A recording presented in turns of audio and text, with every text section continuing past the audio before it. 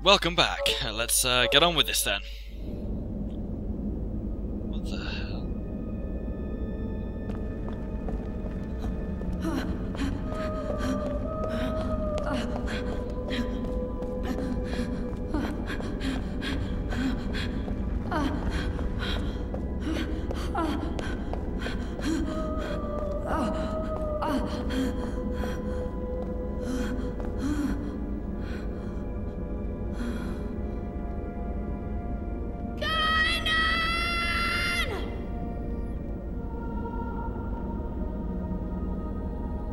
I've seen those ways before.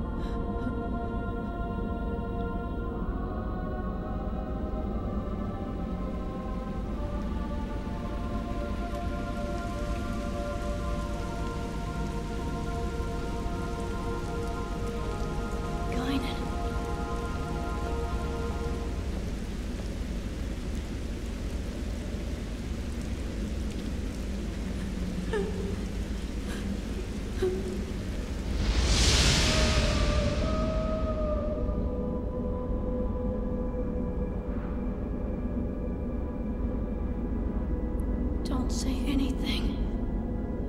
It's all over. Everything.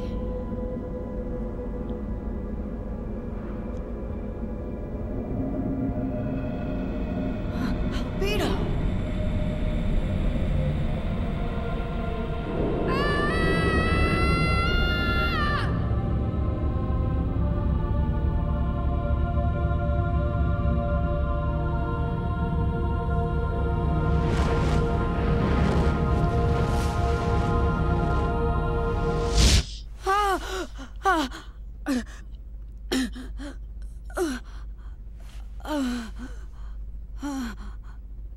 Damn it!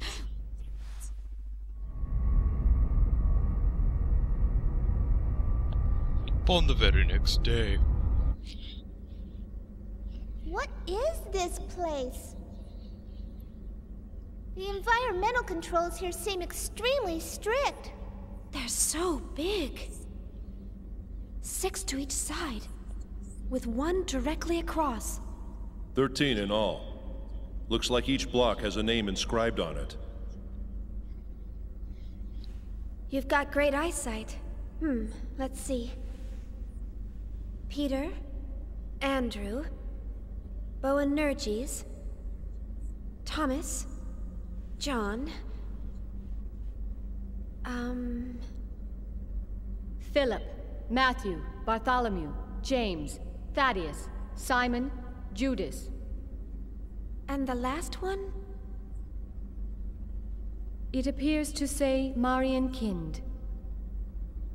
German word. Marian Kind. I think I've heard that somewhere. It means the Child of Mary. This is where we store all the really dangerous items. Stuff like this.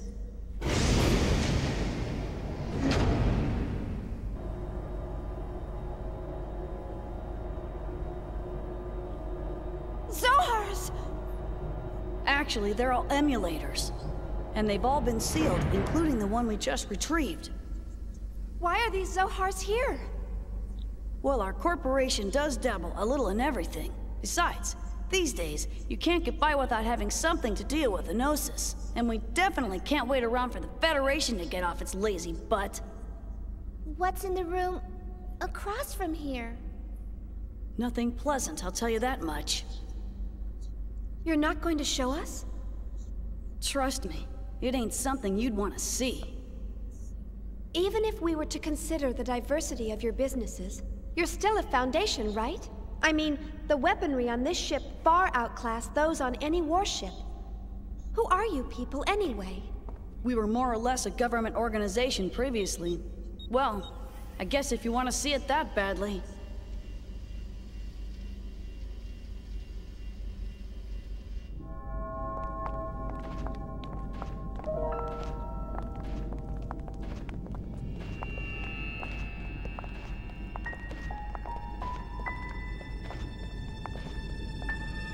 What is this? I warned you. You weren't gonna like it, didn't I? All of these specimens appear to be humans whose bodies turned into Gnosis. Transformed bodies. I've only heard of them before. Most people just turn white and shatter to pieces.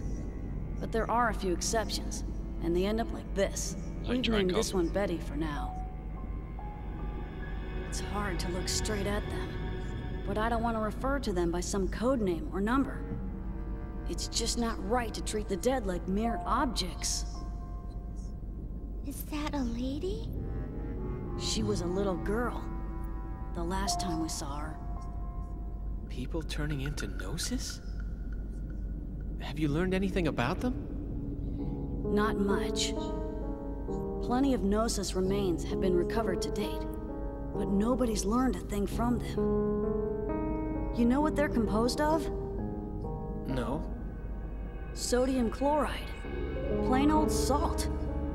Even their translucent bodies, they're mostly made up of water and sodium hydroxide. How can ordinary compounds like that form creatures like them? No one really knows why those who survive Gnosis encounters always turn into one of them. Some people think they're a new type of virus. Others say they're beings from another dimension who take on temporary forms in this one. Always? No exceptions? Nope. Not as far as I know.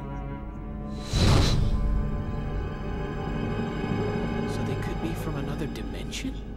Wouldn't that mean that their true forms might exist somewhere else? Who knows? All that's certain is that they're hostile to humans. Not that such a sentiment is unique to them. Chief, is something wrong? You don't look so good. Huh? No, don't worry. It's nothing. So when did this all begin? Unofficially, phenomena like this have been occurring periodically over the past few centuries.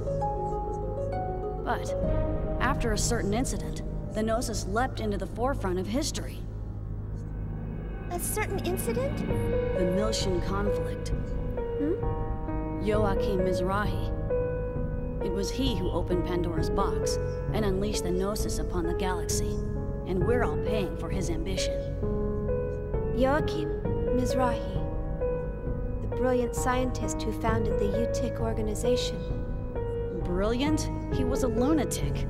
Unable to bear his curiosity, he invited the Gnosis into our world.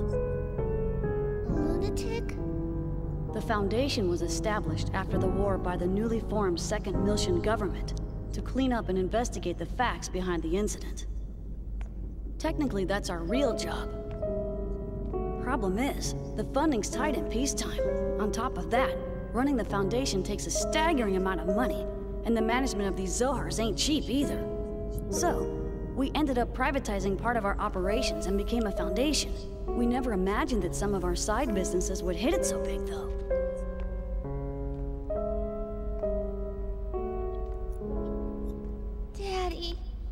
Daddy wasn't like that. Well, welcome back to episode 50 of Xenosaga. For the grand 50th episode, we're just going to sit here and do very much bugger all. This is just a tidying up and just exploring new areas. So first, the only two people in our party are myself and Cosmos. Myself being Shion, because we kind of do control her. And let's talk to Chaos. I'm a little worried about Momo. I wonder where she went. Why did I give him a posh English accent? Joachim Mizrahi. He's a very mysterious man. The one thing about Ziggy is that we don't see much of his backstory, and in fact his backstory is explained in its entirety in Xenosaga the Pied Piper, which is a mobile phone game released on Japanese mobile phones. Now there is a translation of it, which is in the link below. If you want to read that, which is a fantastic story, read it. There's very little spoilers, and you actually can. The game itself has taken that out. One of the cuts they made, monetary cuts, was to remove Ziggy's backstory. So yeah, look it up, and I'll do a video on it at some point as well. Oh no, I said fatherhood. Perhaps the truth that exists here may have been a bit too harsh. Maybe. What about poor Shion? Are we going to turn to a Gnosis? Well, I guess that's only time can tell. So yeah, let's talk to Alan. But one thing I must stress to you at this point is absolutely 100% do not ever, possibly, maybe, never run anywhere now. You must go straight to the dock if you haven't got 6,000 gold. If you've got 6,000 gold, fine. Just head to the residential area, that's where Momo is. If you haven't, you want to head straight back to the dock and find some money by grinding or whatever. Anyway, this is basically just telling us, the cathedral ship is now open, which is good, because we can go back there to grind, but you don't want to grind that there for gold, because of course, you want to only grind where there are human enemies. Gnosis enemies do not give you gold, ever. So, one thing to watch out for. Anyway, that was the Gnosis hangar, where not Gnosis hangar, the Zohar hangar, where all the Zohar emulators are. As I'm sure we were aware in the last cutscene, someone was sending waves to them. Anyway, here's another email. This is from Vectorcom. Basically, it's saying that they've successfully developed software capable of high-precision particle acceleration control. And what this means for us is that they're way ahead of the competition, so Vector has decided to pay out money to us. They're going to pay out a dividend. Now, the dividend for this investment is the Code Disarm Key plugin, and this is going to decode encrypted emails and restore the original text. Now, of course, this is going to be released for 7.65 million gold per license in a couple of years. And also after that, the munitions industry has announced their plan to reduce all eggs prices by 10%, all eggs accessories prices. So it basically means you get a slash on your eggs prices of 10%.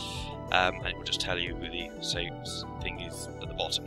So basically, yeah, we're going to need that for another side quest that's going to come up. Remember that hacker we found? Well, we're going to make sure you download that as well before you do anything else. So we're going to head to the dock area. But as I said, no, I've forgotten what I was going to say.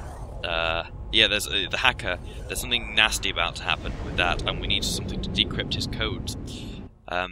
Otherwise, it'd be quite difficult. But I can just tell you the answer anyway. But that's not the fun. The whole point is you need to do this, man. Yeah. So we're just going to get off the tube station they have to go around the ship, which is pretty bloody impressive, and head straight into our wonderful Elsa. Well, not our Elsa, but the wonderful Elsa. And luckily, if you were like me and having to grind during the last segment, you'll have a few barter items, which have no other purpose but to sell. So we're going to go straight in and sell a unicorn horn at six of them for 500 apiece. That'll take me very nearly up to the total. I'm then also going to sell my hemlocks, because I don't like hemlocks, and I find them totally useless, but people will tell me what they're used for, but they basically reduce your HP to 1, and they're very good for certain items that give you more power depending on what your health is. You can use a hemlock, blats, you can destroy them. Anyway, I decided to skip the walking back. We're now in the residential area. No, sorry, we want to head to the park, where Momo is. Sorry, I got confused. Residential area, we're just going to have an explore around here, and then we'll head back in the next episode for cutscene time. It's only a short cutscene, but we do kind of cheer Momo's spirits up. Now we talk to people around here, they'll just talk to you. A girl, I don't know if she hasn't come here. I definitely remember. It's rare to see a girl walking around this ship. And yet the dude behind you does look like a bit female. Typical. Whatever.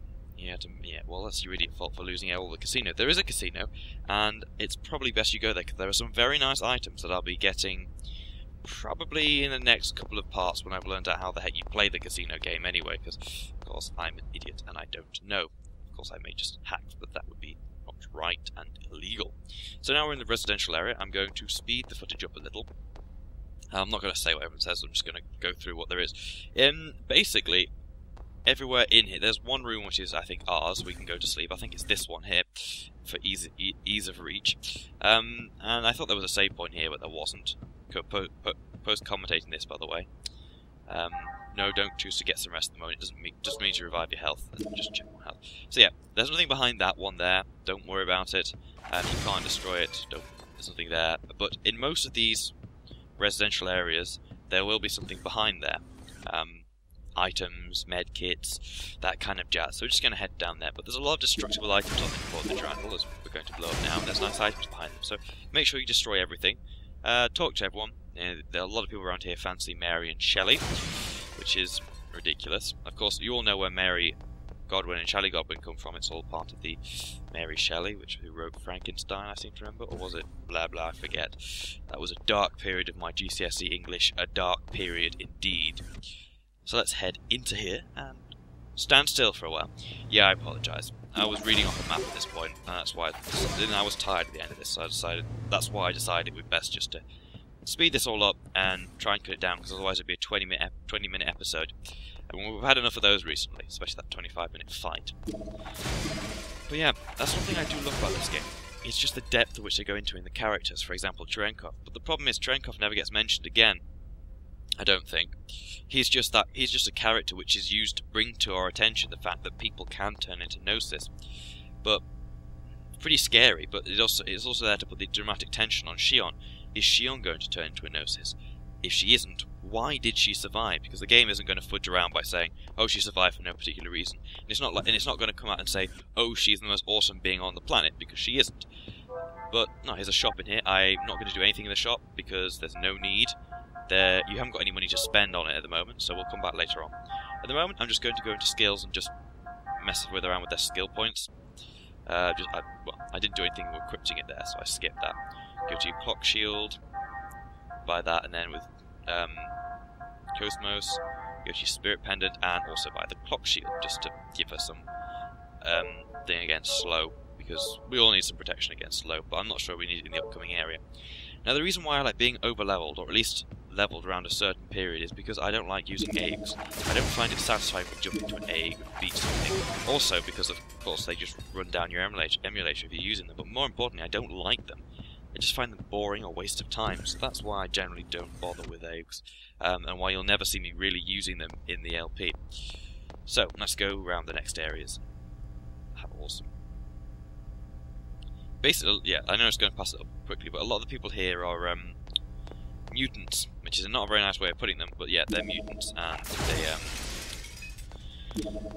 the Foundation, as you heard before, provided protection for the mutants during the end of a period when they would have been persecuted, which is why Alan was skeptical, because Alan is a bit, I was going to use the word racist, but he kind of is in a way. I do like how they've put that in as well. But there's a lot of things in this game which I like how they put it, but for me the real gem of the series is Xenosaga 3, graphic-wise, story-wise, and just character-wise, but Xenosaga 1 holds to its own. Anyway, we'll see you in the next episode of Let's Play Xenosaga when we head inside the casino. See you guys.